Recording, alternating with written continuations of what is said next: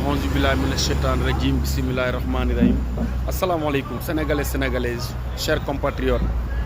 maa ngi tudd Cheikh Diaw nekk New York maa ngi fi 116 consul du Sénégal dama am lu ma metti lool lu ma bett lool nekk sama biir xol bi mënuma nelaw ak moom nelawuma une seconde toute la journée di xalaat résultat yi dinañ wax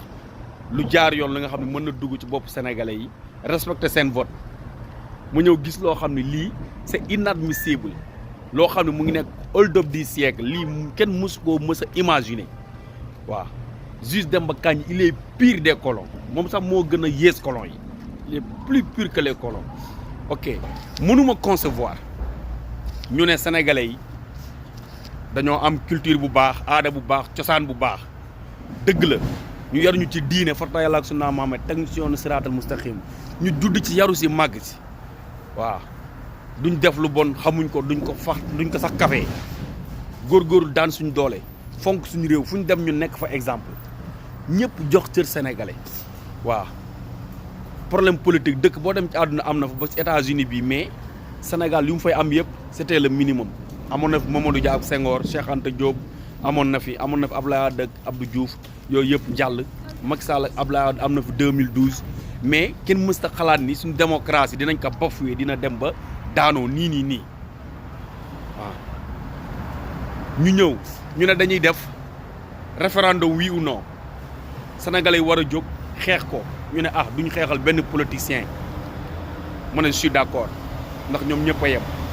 ñu ñëw ñu def parrainage ñu ne du jàll sénégalais yi bañ a génn ñu ne duñ xeexal benn politicien ñu ne mën nañ ko tolérer mais xam naa sénégalais am nañ fulla ak fayda ba nga xam ni seen carte seen kaddu heure bu ñu ko yëkkatee dem voter massivement dinañ def luñ bëgg ndax Abdoulaye Wade kenn mënta naataam la ni liggéey na Sénégal teg nañ ci voie bu baax donte am na ay njuumte waaw mais bu mu demee ba naaw dañ ko won place am saa xam tumaa nag Macky Sall moom kon comment la mën a ñëwee ñun suñu réew en 2019 21e siècle hold up électoral bu mel nii mën a am un juge de la république waaleykum salaam fii la waaw dugal un juge de la république waaw ñëw fii nekk suñu réew war a xeexal sénégalais yi nekk sentinelle mu ñëw di def hold up électoral bi nga xam ne bakkanam sax bu ci waroon des da cee war a des mais warta toog ñu koy manipuler waaw sénégalais yi jàppoon naa ni lu leen waay yëpp buñ jugee massivement dem voter kenn du ko wëlbati saxamtumaak vote yoo xam ni dalay lenn jaaru ci yoon région de Fouta amul fuñ fa voté lu jaar yoon da ngay dem dëkk bu mel ni Kanel votant yi ñoo ëpp population ba xanaa un dëkk sax bu demee ba am 10 000 exemples 5000 dañ nekk jeune 5000 yi nekk mag 5000 yooyu voté mais dëkk bu nekk par exemple 11000 lu ma 30000 voté fa le triple nga dem Kanel nga dem dëkk Farba Ngom xaw ma Agnam la ñuy wax xaw ma jëli Mauritanien Guinéen ñëpp ñëw voté def ko pompier mais c'est inadmissible côté boobu yëpp dañ ko waroon annuler comment se faire un Idrissa Seck ak Sonko les patriotes comme moi sonn ci xeex kenn ku ci ne waxuma la yow voté mais voté loo nga lu mat 50-60 personnes waaw sama famille ñëpp laa voté loo sama côté baay sama côté yaay samay ndijaay sama famille ndijaay samay famille bàjjan samay famille tante bàyyiwuma kenn samay frère samay sœur ñëpp voté Sonko au minimum te Modou bu ne loo yaafus voté loo nga 5 personnes gagné diaspora gagné Ziguinchor ak yeneen dëkk jël fa deuxième def ballottage Guédiawaye Pikine Parcelles kooku da ngaa mën a perte Idrissa Seck gagné Thiès gagné Touba ñoom boo leen cumuler seeni voix ñoom ñëpp opposition war nañoo mën a am 60 fan la Macky di jëlee 40 ba am 45 ngeen ñëw di ko jox 58 mais vous vous foutez des Sénégalais waaw léegi mun cela veut dire que ni kon ñun suñu vote amul sens kon cela veut dire à partir d'aujourd'hui léegi vote bu amatee vote jaratul muy am Sénégal ndax lii day firndeel li Sénégalais ñàkkuñ fayda lii jarul nga yeewu dimanche war a noppalu am ca grâce matinale nga yeewu ko liggéey ba tas dem rangi voté ñëw ñuy def lii sa vote amul sens sa kàddu amul valeur kon jarutoo ñit ñi di yeewu di voté pourquoi jarul ñit ñi di yeewu di voté bu fekkee nii la mën a demee waaw juge Demba Kandji man xaw ma ban genre nit nga képp ku sant Kandji koo bokkal xeet wala ci askan rusloo nga leen waaw rusloo nga ñin ñi yow sénégalais yi nag foofu sax laay mujjee waaw parce que lépp tuuru waaw yàgg naa bëgg a def live mais dama naan jaru ko quoi sénégalais yeewu nañ le jour ji dinañ faj seen naqar le jour ji lépp leen métti sénégalais yi dinañ ko faj ok man je ne suis pas Ablaye Wade man je ne suis pas Abdou Diouf man je ne suis pas Macky Sall je ne suis pas ni Ousmane Sonko moi je suis patriote j'aime le Sénégal 2000 laa njëkk a voté Ablaye Wade laa voté jëlee fi Abdou Diouf 2007 moom laa voté 2012 Macky Sall laa voté j'en ai les preuves et les témoins bu vidéo bi jeexee ku ma ko laaj ma jox la ko j'étais en Guinée-Bissau je me rappelle j'ai battu campagne pour Macky Sall je prenais le micro wax ak nit ñi ngir ñu votel Macky Sall parce que dama bañ ku ñuy noot ma xeexal ko ba mu toog waaw sama yaay naan ma bàyyi fi góor gi ma ne ko kii daf ñu bëgg imposer doomam gëmuñ yooyu Sénégal amul ndondoo du monarchie mais lu ñu bañoon ci Abdoulaye Wade lépp Abdoulaye lan lañ bañoon ci moom ñaari doomam Macky Sall ñëw indil ñu famille entière ba indil ñu xeet affaire xeet mës am Sénégal moo ñu ko indil Abdoulaye Wade ay ministre am ñoo demoon ba arrogant jàpp ne ay superman lañ ñu teg leen seen place Macky Sall ñëw erreur bu njëkk a def mooy lépp lu ñu doon bañ ci Abdoulaye Wade bañ a mële sa famille ci suñu gouvernement mu wax ñu gestion sobre dugal ci famem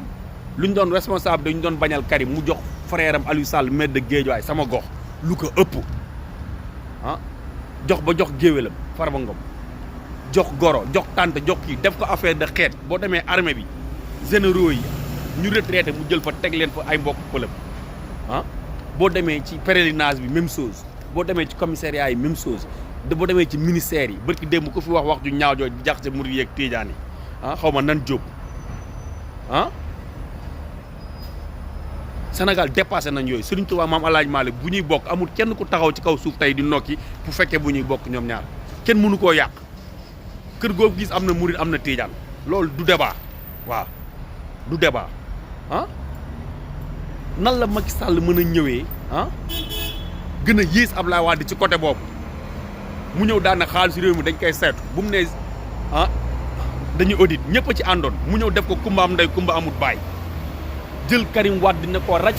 ñu ne na génn xaalis mu ñëw Ousmane Ngom le pire ennemi le pire criminel du Sénégal mu ñëw mu dugg ci côté mu bàyyi ko sëñ Mbacke Ndiaye moo fa waxoon bu mag Abdoulaye demee ñëpp la ñuy tëj mu ñëw mu bàyyi ko transhumant yu bon yi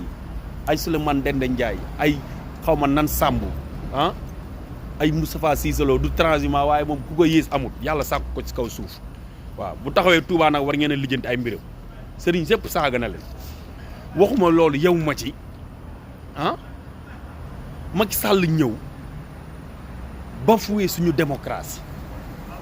jël gouvernement bi def ko affaire de famille sa partie avant la patrie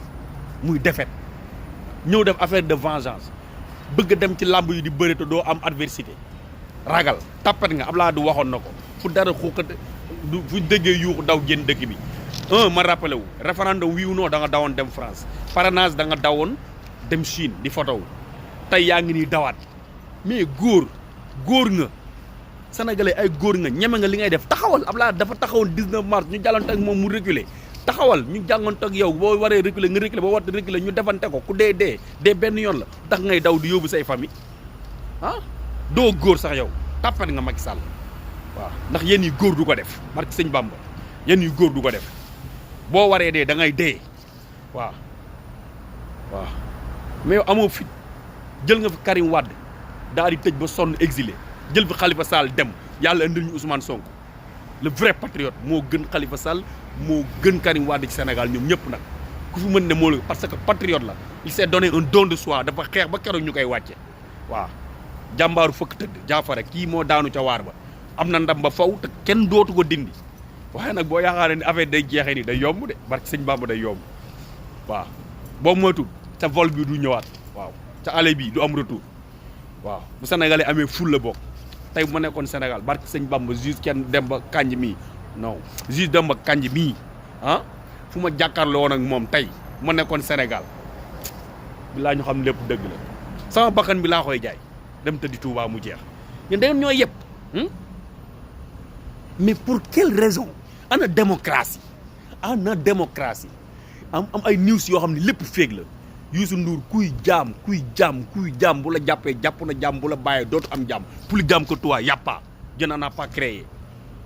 waaw après Youssou Ndour y a de la poussière y a fooy lu ivoirien yi di wax après yow nit ku jaam fa la jaam nga ne yem ci Youssou Ndour way nga lu ne waaw way nga lu ne mais jëfee woo ko waaw yaa taxoon fii di xeex Abdoulaye Wade di jéem a représenter dëkk bi ñëw fii ñëw Macky Sall bañ a fay ay impôt yor say gestion te lépp ah dégg naa 3e sim carte bi jël nga xaw ma 4e yaa kan waaw sim téléphonique ah c'est intérêt personnel rek mais Sénégal ñoru la yow boo demee bay taxaw naan ku fi dof lu ñu fàcc la dañ lay duma dëkk bi kenn du ko taal kenn du ko nii te yow jamono Abdoulaye di nga noonu dañ koy taal est-ce que am nga jom ah alalu àdduna kan moo fi Djily Mbaye fi ëppoon xaalis yàlla na ko yàlla xare aljana fi la ko bàyyi ah Ndiouga Kébé kenn ëpp ko woon alal fi la ko bàyyi ah ñaata milliardaire ñooy xëy di faatu di fi bàyyi seen alal du ngeen ci yóbbu dara waaw boo amee loo dundee loo surtout laa rek doy na nit da ngay gëm yàlla mais alalu àdduna di jaay seen ngor ah am naa lu ma metti lool nelawuma jàpp ni Sénégal dépassé nañ fu ñuy sàcc ay élection ma toog di xoole ba fajar ma julli fajar di seetaan ba war a tëdd ñu annuler affaire bi ma xool ko ba mu jeex il fait 9 heures bi ñu koy joxe États-Unis jaaruma ci lal mais damay génn ñëw ba fii nga xam ne fii moom sama droit la waaw fii Sénégal la fii waaw fii sama droit la waaw policier beeg américain beeg kenn mënu fee ñëw ne ma bu jugeel fii waaw bu consul bi wàccoon ne ma buusal fii damay taxaw bu wow 911 bu ñëwee dama leen jox sama carte d'identité sama carte association dugg ci biir bu ma neexoon ci biir laay def live mais fii laa koy defee waaw lii c'est une liste maa ko bind plus d'1 an xaw ma plus 2 ans lépp lu ma metti ci Macky Sall damay bind teg xam ne bis dina ñëw ah bismillahi rahmaani rahim waaw foo tourné yaa ngi dem di leb ci turu sénégalais yi te li ngay leb yëpp da ngay dem après séddoo ko yaag say nit waaw Macky Sall waaw yaa ngi nii bu nga nee cëpp Abdou Diouf toog na fi ba wàcc Hissène Habré ñëw Sénégal daw làqu ñu xam ñu pays de la teranga hospitalité yow yaa ñëw génne procès Hissène Habré ñu jox la ay milliards nga dagg ca poos lekk yaag say nit waaw première heure Abdoulaye Wade bañ ko Hissène Habré nekk si jàmmam takk sénégalais di dundam dëkk Sénégal am ay njabootam Abdou Diouf mës ta nangoo joxe Hissène Habré Abdoulaye Wade mësu ko def nga ñëw def ko Hissène Habré premièrement deuxièmement nga ñëw traque des biens mal acquis kumba am ndey kumba amul ndey Macky Sall yaa ko indi Sénégal tëj nga Karim Wade par force faux procès transhumant yëpp nga bàyyi leen ah Kémi Séba un fils d'Afrique un révolutionnaire fils d'Afrique donte mu ngi juddoo France ay parents newuñ ay Sénégal ay béninois lañ ñëw Sénégal taamu ko imagine hospitalité bu sénégalais am mu bàyyi Afrique yëpp plus de 60 pays ñëw jël Sénégal dëkk fa ak jabaram ay doom nga xëy génn ko daan ne ndax lay wax France CFA bi ndax da ngay jaamu français yi day déstabiliser ñin ñi li muy wax moo ñor jeunes yi ay patriotes lañ ay révolutionnaires lañ kuy avancer Sénégal lañ bëgg nga jël Kémi Séba comment nga yow jël bu ñuul dañ naan quand on est noir waaleykum salaam on n'a pas besoin de penser ou de réfléchir fan lañ jógee haïtien beeg jamaïcain beeg Sénégal ñun ñëpp ak kii rom mën nii ñun ñëpp ay africain lañ nga jël un peau noir der bu ñuul yow di ko refouler France plus lâche que toi y a pas ah Kémi Séba expliqué d'Afrique Bamba Fall xooxatal ko fii waaw mu rallier ngeen bàyyi ko Ka Assane Diouf un fils du pays sénégalais nekk bitim réew di daan doole di yor njabootam di la saaga di la wax yu mu la war a wax fii nga xam ne président bu ne George Bush Bill Clinton Obama ba Trump nit ñi dañuy saaga librement waaw librement defal lu la neex ak la ñuy bañ waaw mais dañuy saaga librement takk der sax bu la dóoree da ngay fayu waaw bu ngeen demee ci juge day taxaw nga taxaw ñu wax waaw mais yow nga jël un sénégalais ndax ay saaga comploté ko yaag Babacar Diagne ancien ex-ambassadeur refoulé ko Sénégal ñuy dañ ngeen tëj ko tëj boo xam ni ah arbitrairement lépp politique la ngir venger wu tey lan lañ ndax léegi wàcc nañ ko ñu naan ay dañ ko dédommager 20 millions dafa gàccalu waaye lu waaye ren ni sa loxo lay naaj bisa ngi ñëw di nga ko fay de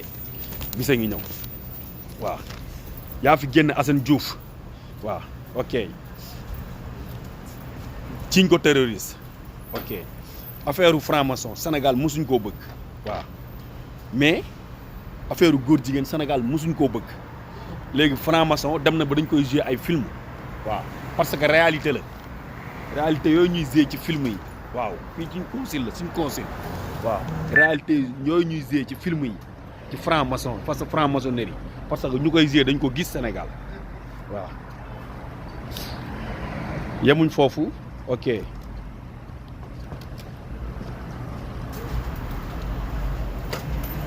ok affaire de Charlie Hebdo en tant que un pays musulman ok donc dañ ne un pays laïque ndax xam nañ lu tax mu nekk laïque Senghor nous a été imposé par les colons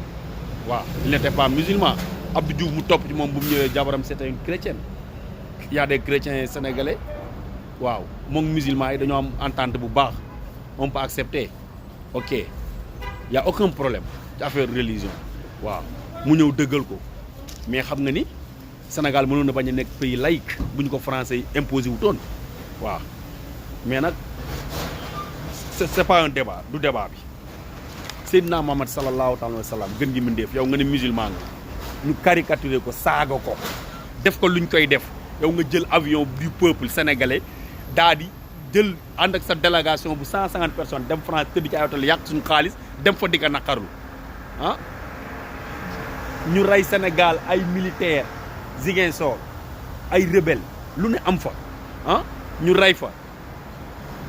jarul la sax hélicoptère daanu jarul la sax nga dem bouger dem def benn geste defoo sax deuil national bërki démb gendarme la doon campagnal di la escorter bu ñu deewee ci campagne bi da nga neen jaale seeni mbokk waaye ànduñu woon mag même bu ñu àndoon na yow un gendarme Sénégal lay représenté un peuple un but une fois on nous tue mais on ne déshonore pas homme de tenue Sénégal sol na ko rek Sénégal lay représenté donte benn la il mérite benn dafa daanu ci xare il mérite ah hommage naan bokkul ci man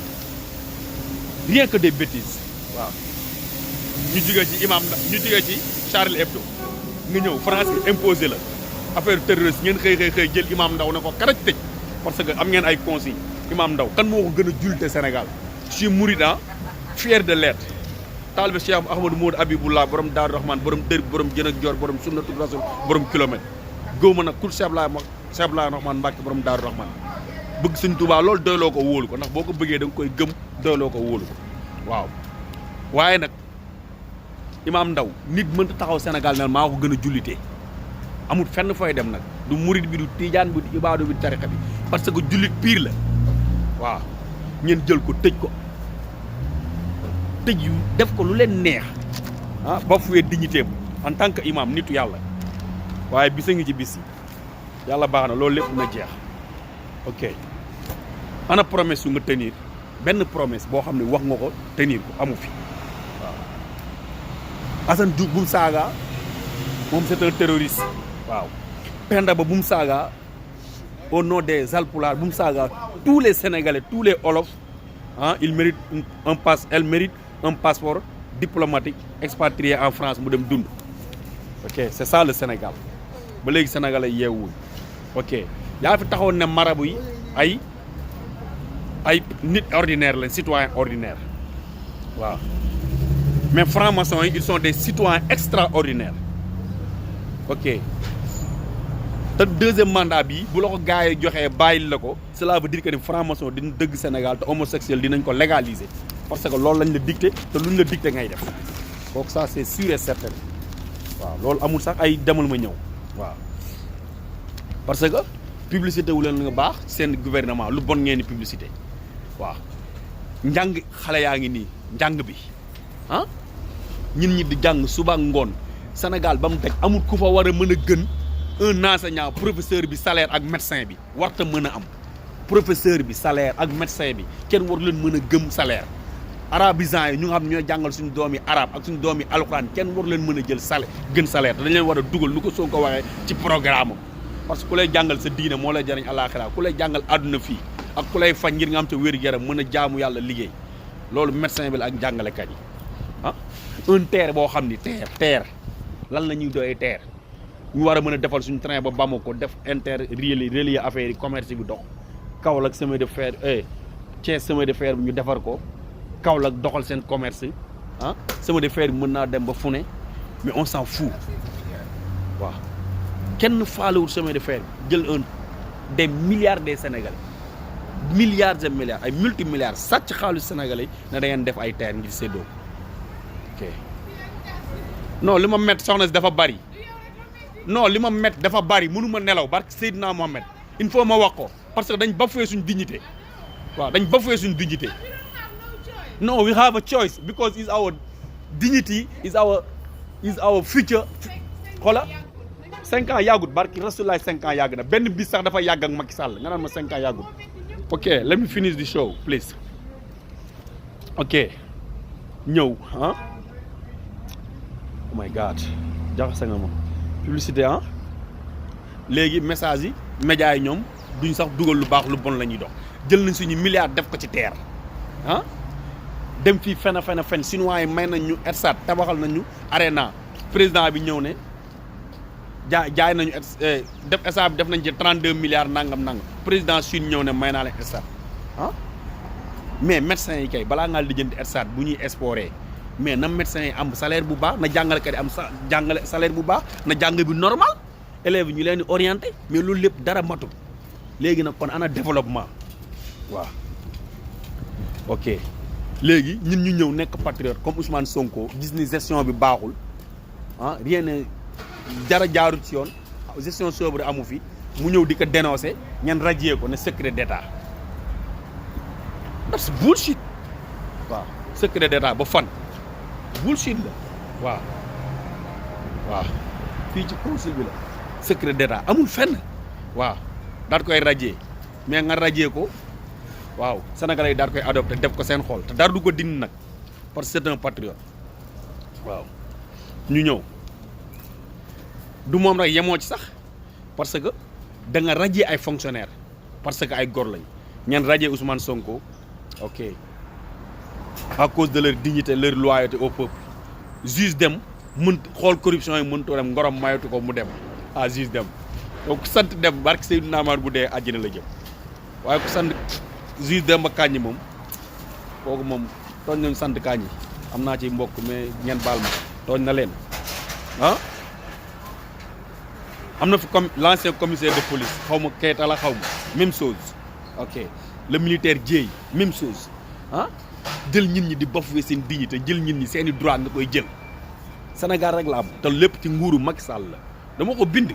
waaw parce que daf ma metti te mënu may wax di live benn yoon laa koy def bu ñaaree fa lay yem waaw jël suñu alal gaspillage total lépp ñu politiser waaw grève partout mënu leen lijjanti éducation bi eau potable ndox amul ndox mënta am Sénégal ku mënta jox nit ñi ndox noo leen di joxe développement ndox amul eau potable amul électricité bu doyul taxaw nga fii di miti naan courant bi nangam yàlla weer na kamaj te bu fa leen yàlla weer yi depuis référendum ba léegi sàcc bu ngeen teg yàlla weer leen sàcc bu ngeen teg yàlla weer leen ba ci jouru vote yi xanaa ngeen war a xam nag bu yàlla nee déet la nga bañ a forcer mais bu yàlla nee déet la mënoo forcer ba mu jàll du jàll forcing bi du jàll waaw forcing bi du jàll waaw forcing bi du jàll waaw ngeen ñëw terre ok Tigo ay doomu sénégalais bëgg ko français bëgg ko nga jox leen waaw entreprise français yi ñoom ngay favoriser luñ bëgg loolu ngay def waaw yàlla may ñu gaz xam nga ñun dañ wax yàlla daf ñu dëkk bu baax la ndax amoon nañ lépp waaw ci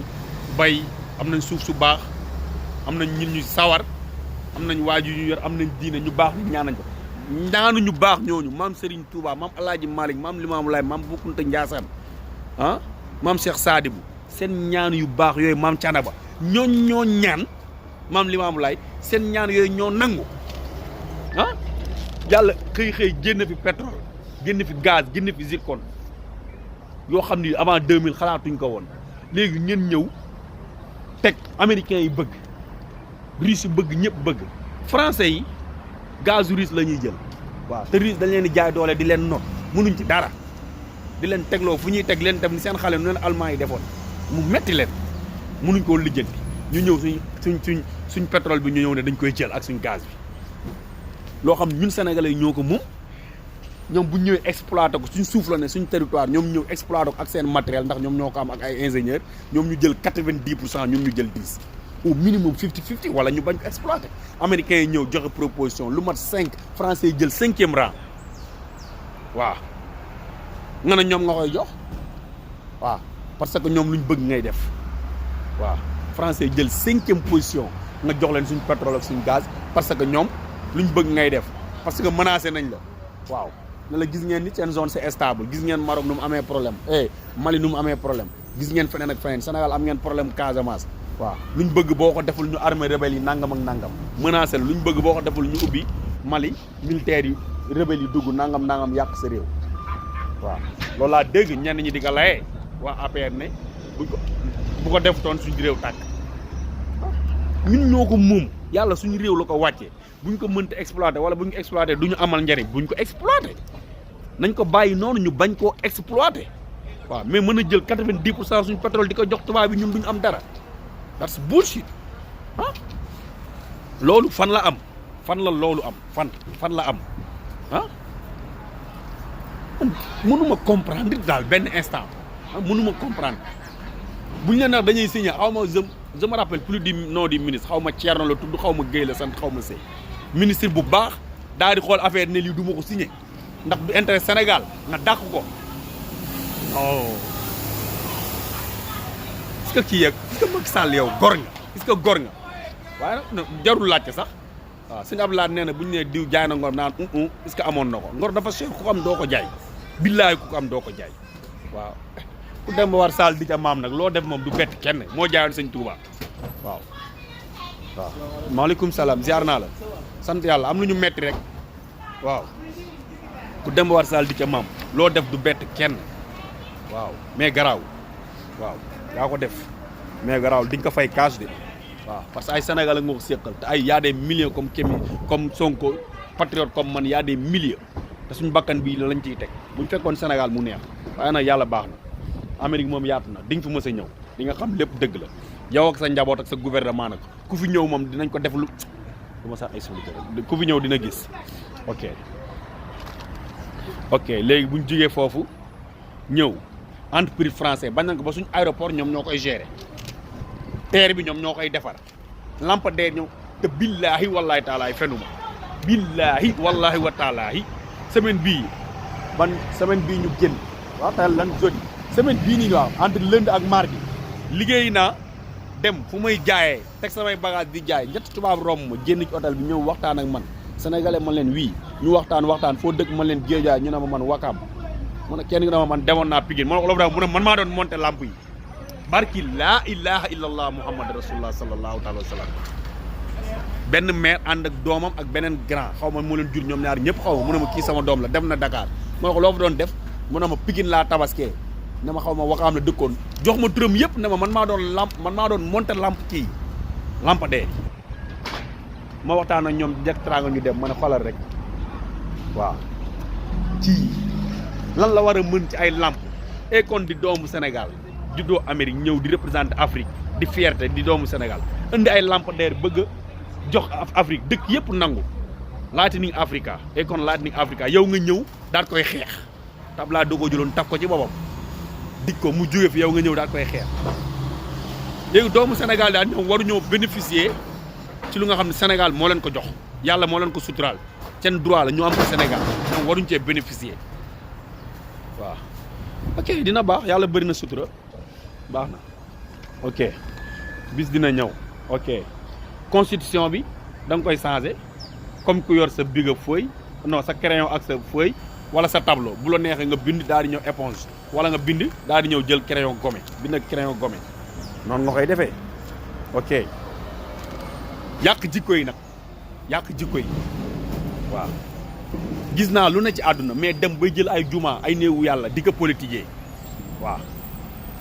Pikine boo fa tabaxee juma parce que sa goro la Géejawaay boo fa taxee juma parce que sa rakk la juma ji muy jullee ah Géejawaay laa dëkk fa laa juddoo fa laa yoroo xam naa boo tagoon samay bët sax may dox di naan la fii quartier nangam la waaw fu nga defar jumaa ji mu ngi taxaloog jumaa Souleymane Baal doo ñëw defaraat ko nga ñëw samp beneen jumaa ci côté ñëw fa heure julli jumaa prière di vendredi ñu war a xutba ngeen ne fa di politique ah yàlla taxatul waaw. Ila Touba yu lan ngeen ci wax barki démb dañ ko waroon jël def ko Ila Fouta Ila Touba du Ila Touba parce que Touba c'est rentable waaw. ñun murid dañuy voyage dañuy joxe ji addiya dañuy dem julli ji addima waaw dañuy dem di xewlu ci xewlu sëñ Bamba yi te loolu kenn mënu dara waaw. noonu la ko Tijaan yi defee Tiwaawan noonu la ko Laayeen yi defee waaw Cambérène kenn mënu dara noonu la ko Ñaseen yi defee Kaolack waaw. boo leen poussé ñu dem boo leen poussé ñu dem parce que seen maam yi ñoo ko liggéey waaw. ku ci jaay ngorom nag naan sëñ Touba bàyyi fi barke boo xam ne nangam da ngaa xamul rek ku fi bàyyi barke sëñ Touba uti barke Macky Sall yaa ngi Macky Sall ànd ci suuf rek loolu maa ko wax nag waaw maa ngi nii depuis New York maa ko wax ñeme naa kaa wax nag ba ci biir jumaa ja aw ma lu ma ciy ragal barke sëñ Bamba waaw. parce que ku ma gëmut gëw ma la ku ma gëm sëñ Touba tax ok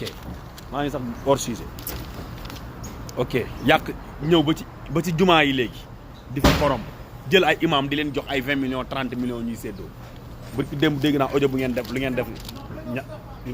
ñaseen yi ah jaxase ci imam yeeg population bi loolu dafa ñaaw yàq population bi ok waaye duñ fa yem ok léegi nag bu loolu lépp jeexee li ma metti mënuma ko wax dafa set mais bu loolu lépp jeexee man fu may jeexalee mooy sénégalais yéen lay waxal waaw. ginnaaw yar geeg lépp ak lépp mbaax geeg lépp yàlla daf ñoo wërsëgal lu am lu nekk suñu réew léegi man benn question je me pose une question ñun sénégalais waaw ñun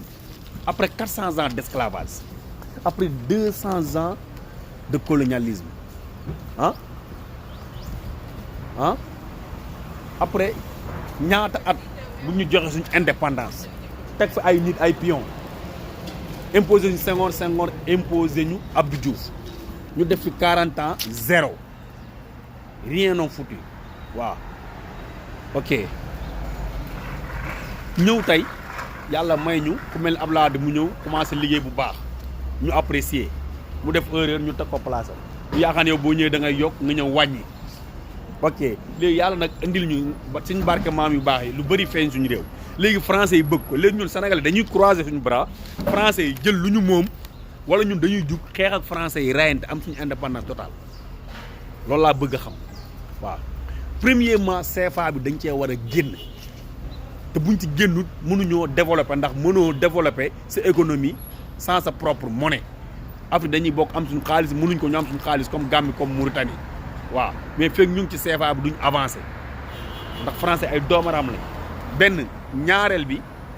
bu loolu weesoo CFA bi suñ pétrole ñun ñoo ko war a gérer suñ bopp duñu leen bàyyi suñ pétrole ñoom ñu koy ñëw di ko gérer nañ ko jox ñu am nañ ci intérêt Russie lu ñuy jox mooy ëpp américain lu ñuy jox mooy ëpp mu équitable bu ñëwee jox ko français ñu ñëw noot ñu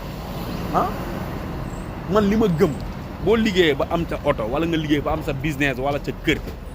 wala sa jabar wala sa doom nit ñëw di la jéem a jaay doole nar koo nangu ne sa doom ji du la bayal man lay bayal di nga ne sa doom dawal nga rayanteeg moom bu ñëwee ca jabar ji doo séeg moom maay séeg moom di nga ko raw di nga ko dawloo yow nga rayanteeg moom mais fekk ca bakka na ko fekke du am doo liggéey sa alal nit ñëw ne moo koy dawal yow doo ci dawal nga koy nangu di nga xeex sa kër même chose doo ci dëkk nga ciy dëkk yàlla may ñu am suñu suuf dëkk fa yàlla may ñu ay xéewal ñu am ko war koo xéewaloo ay doomaram ay français jóge fa la ñëw war koo jël léegi sénégalais yi lenn fi ne da ngeen nekk jàmm ba faw wala ngeen goreel seen bopp goreel seen bopp nag mooy ngeen jóg waaw dee benn yoon la waaw ñii mënuñoo rey sénégalais yëpp mënuñoo rey sénégalais yëpp militaires yi population moo leen ëpp boo boolee gendarme yi nekk Dakar ak policiers yi ak militaires yi Camp Dial Diop caserne Samba Diéry Diallo lépp nga boole ko Dakar Bango ñoom ñëpp nga dajal leen population buñ génne dañ leen di wër waaw population bi ñoo leen ëpp fuuf Sénégal bu ngeen ko tàngalee jóg xeex parce que xeex la waaw mbéjum kanam mag moo koy fajal boppam xeex la dee la à la guerre c'est comme à la guerre da ngeen di jóg xeex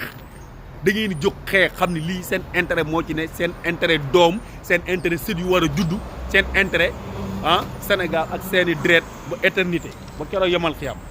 xeex waree xeex da ngeen di xeex bu ngeen waree dee ngeen dee ñëpp mënuñ fay dee da am suñu maam yu deewoon ngir libérer ñu Serigne Touba dafa demoon ci àll bi 7 ans et quelque ngir libérer sénégalais yi waaw Lat Dior Diop dafa xeex ngir libérer ñu waaw Alboury Ndiaye dañoo xeex ngir libérer ñu Bourba Diop dañoo xeex ngir libérer ñu ngeen ñëw fii bëgg a yaafus ban maam Macky Sall moo xeex Demba War Sall da doon waraate waaw mu ñëw bëgg leen jaay fu la bëgg leen jaay nangam di leen weñaat seen loxo ngeen koy nangu jën leen ngeen xeex waaw bu ma amoon pouvoir kër yi kenn du fa des amul sama yaay amul sama rak amul sama doom kenn du fa des ñëpp ay jën dem xeex yi lu ñu am jël waaw parce que dañoo war a am suñu indépendance mënuñoo dund si njàpp jàmm ci 21e siècle jóg leen ngeen xeex ngeen yeewu seen bët yi waaw ngeen yeewu jóg leen ngeen xeex dem xeex ngir seen liberté dañ koy jënd Thomas Sankara wax na ko un peuple qui se lève pas xaw ma lan pour un peuple qui se lève pas pour sa liberté ne mérite pas qu'on s'apitoie sur lui waaw jugul xeexal sa bopp jarul yërëm waaw nit lu mu nangu rek ñu teg ko waaye nit lu mu nangu teg ko lu ngeen nangu leen Macky Sall di teg jóg leen ngeen jàkkaarloog Macky Sall ngeen xeex militaires yi seen ndijaay lañ seen baay lañ seen i tànta ngeen seen i doom ngeen seen i jabar ngeen seen i mag ngeen seen rakk ngeen ku ci dóor nit dóor nga ca mbokk amul ñoom ñëpp ñun ñëpp benn lañ militaire yi suñ famille lañ seen famille lañ suñ famille lañ amuñ droit dóor kenn ay sentinelle lañ dañoo war a protéger dëkk buy tàkk ñu aar leen kon ñooñu waruñ leen a dóor waaw bu ngeen jógee bu tàngee duñ leen dóor waaw buñ ci reyee kenn ngeen mer gën a xeex buñ ci reyee kenn ngeen rey ci kenn su ko defee jàmm na ñooy waaw jóg leen ngeen xeexi seen liberté jóg leen ngeen xeexi ko indépendance dañ koy xeex duñ ko maye Sékou Touré bu ñu ko waxee affaire dafa ne indépendance totale laa bëgg waaw je préfère mourir pauvre que d'être riche éternellement en tant que esclave sénégalais yeewu leen jóg leen ngeen xeexi seen indépendance bii nag tey ngeen koy am ci Macky Sall tey ngeen koy ñàkk ba faw ndax bu ngeen jógee xeex ak moom def lu ngeen war a def xeex ak moom def lu ngeen war a def jënd ko dëkk bi du fi tegat tànk ngeen jël rakam Aliou Sall jël gouvernement bi ñëpp ne rak ci kaso bi ñu génn suñu alal ku fi toogati di nga ne miig muy Idi muy Sonko ku fi toog di nga teg ci raay bi boo tegul ci raay bi sénégalais jubbanti la teg la ci waaw bu ngeen ko bàyyee nag hold up bi jàll jaratul ñuy vote jaratul muy am na ñëpp toog seen kër jot varatul muy am waaw parce que mënoo jóg di vote yi ñëw ñuy def leen neex bu ngeen bàyyee li jàll vote jaratul muy am waaw jóg leen ngeen xeex sénégalais yi jóg leen ngeen dem jàkkaarloo ñii parce que da ngeen xeex ngir seen njaboot ngir seen alal parce que suñu pétrole la suñu or la suñu jamaa la suñu zircon la suñu réew la feeñee da ngeen di jóg xeex ngir sa liberté waaw maaleykum salaam da ngeen jóg xeex ngir seen liberté parce que bu ngeen xeexul ngir seen liberté da ngeen nekk jàmm ba faw waaw tàmbali na nag tey ngeen am liberté tey ngeen nekk jàmm ba faw ndax bu lii jàllee moom vote amatul Sénégal njàpp jàmm moo fay am dama leen wax lu mel ni midi nag bind leen teg Macky Sall dafa promettroon 5 ans mu ñëw def 7 ans fexe na ba changer constitution bi fexe ba mu arrangé ko mu def 7 ans ne boo bokk ci woon léegi 5 ans la kon bii mooy premier mandat bu toogee mandat bi 5 ans kenn mënu koo fexe du toogaat 2024 beneen 5 ans day présenté waat beneen 5 ans te boobaa yoon da koy may maa ko wax nag boobaa yoon da koy may bu 5 ans yi jàllee yoon da koy boobaa nag ngeen bëgg a xeex nag fekk c'est trop tard mu gën a am doole lu ngeen war a xeex jug leen xeex ko tey waaw bu bakkan yi di rot na bakkan yi di rot bu nit ñi di dee nañ dee waaw mais na fi jóge waaw ma tegal leen ne wax leen lu mel ni nit yi waaw bu leen dem di yàq Dakar dem dëkk suñu alal la waaw bu leen dem di yàq benn ministère suñu alal la bu leen dem di yàq nu mu tudd teer ndax suñu alal la bu leen yàq benn hôpital bu leen yàq commerce jàmbur bu leen yàq oto jàmbur bu leen dugg kër jàmbur xam ngeen ñu ngeen war a yàq xam ngeen fa Aliou Sall dëkk xam ngeen ko xam ngeen ay bien xam ngeen ay business am xam ngeen ay société xam ngeen ñu ànd ak Macky Sall Farba Ngom xaw ma ay Souleymane Ndéné Ndiaye ministres yi ñu transhumé woon Fada bàyyiwuma kenn képp ku mës a transhumé ci Macky Sall ak ñi nga xam ministre boo xam ne mës na laa fal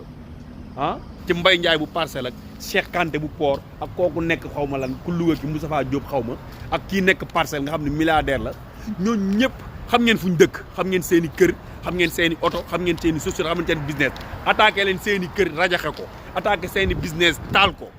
attaqué seen i société taal ko xeex ak ñoom def leen li ñu leen war a def ñu xam ne ñii am nañ fulla duñu ay bàyyima kenn duñu ay jaamu kenn waaw directeur dem dikki bu leen laal dem dikki mais moom laal leen ko moom laal leen alalam waaw lim am nangu leen ko waaw Aliou Sall xam ngeen fu mu dëkk dem leen jël ay dem leen yàqate lépp ku bokk ci Macky Sall lekk ci xaalis ba waxuma la sax ministre mais politicien bu nekk ci moom rek nga xam da ciy dund nga leer na yéen ciy dund yéen a bokk koñ attaqué leen ko lu mu fa def ngeen jël ko yàq waaw dox leen dem palais tàngal leen fii militaire yi dofuñ bu ngeen attaqué militaire yi bu ñu ci tiiree kenn population bu jóg communauté internationale ñëpp a koy gis waaw américains yi waxoon nañ ci dañ ciy gën a wax àdduna bi ñëpp dañ ciy gën a wax dañ naan teg Macky Sall dañ koy yóbbu juger ko luñ def Gbagbo lañ koy def duñ ko sax yóbbu ay tribunal de Haye wala cour pénale internationale waaw ñun Sénégal lañ koy téye lijjanti ko ak moom def ko luñ koy def jën leen ngir seen liberté ndax bu ngeen génnul di ngeen nekk jàmm ba faw waaw il faut ngeen génn di ngeen génn ba faw il faut ngeen génn bu ngeen génnul moom c'est fini fu may jeexalee nag tëj ko mooy bu ngeen paree ci Macky Sall ak gouvernement li ngeen war a yàq nag mooy lii entreprise français yi xam ngeen luñ fa moom ñoom ñoo moom Auchan xaw ma Carrefour am na Sénégal xaw ma amu fa entreprise français yi xam ngeen ko waaw Orange bu fekkee ñoom ñoo ko moom yàq leen ko ñëpp jëndi Tigo xëy ñëpp uti Tigo Orange Sonatel xaw ma lu français yi moom da ngeen dem yàq entreprise français yi yàq lépp waaw yàq leen entreprise français yi lépp laax yàq leen ko waaw moom leen carrément ñun duñ seen jàmm buumu jàmm bi dafa jeex dafa doy sénégalais nag li ma leen di wax bépp sénégalais bu nekk muy États-Unis New York ak foo mën nekk ci état yi yéen ñu nekk Europe yéen ñu nekk Chine yéen ñu nekk Australie yéen ñu nekk Brésil Argentine gàcce ngaalaama yéen sénégalais yi nga xam ne yéen a nekk ci biti di rey seen bopp di jaamu tubaab bi def lu nga xam ni c'est imaginable mais ngeen koy def ngir seen ngom ngir li ngeen yóbbu seen famille di leen dimbali yéen gis ngeen réalité yi gis ngeen fulla gi fayda gi jël ngeen seen carte yéen jox ko mel ni Sonko ak Idrissa jox ko patriote yi jox ko Sonko jox ko patriote yéen xam ngeen lu ngeen bëgg xam ngeen ni Sonko mii moom mooy jëmale Sénégal kanam jox ngeen ko seen carte waaw suñ mbokk yëpp nag buñ defoon noonu Sénégalais yëpp Macky du am 20% lu mu sàcc waaye lii sax c'était programmé kenn mënu koo fexe sàcc waaw kenn mënu koo fexe sàcc Abdoulaye du waxoon na ko mais dafa yenun maanaa kenn dem élection mais li mu waxoon lépp dëgg la mais seeni carte daal joxe ngeen ko te mooy seen kàddu mooy seen baat mooy seen doole ñu foqarti ko xeex leen jot ci parce que nit tamit ku nangu ci alal boo mënee xeex ba jot da ngay xeex ba jot ci waaw foofu laay jeexalee gàcce ngaalaama yéen sénégalais yi nga xam ne yéen a nekk si diaspora bi seen liggéey rafet na yàlla na leen yàlla fay yàlla leen yàlla dolli suturaal dolli leen ay xéewal defal leen lépp li ngeen bëgg ba ngeen mën a ñibbi Sénégal suñu réew waaye nag j'ai honte tey moom rus naa lool ci nekk sénégalais am naa gàcce lool si nekk sénégalais am naa lu ma naqari lool si nekk sénégalais bu ma yàlla mënoon may tey nationalité bu Rwandais je serais très fier nekk Rwandais en tant que Paul Kagame di sama président waaw rus naa lool sama démocratie nuñ ko bafoué waaw di leen jaajëfal nag sénégalais yi jóg leen wasalaam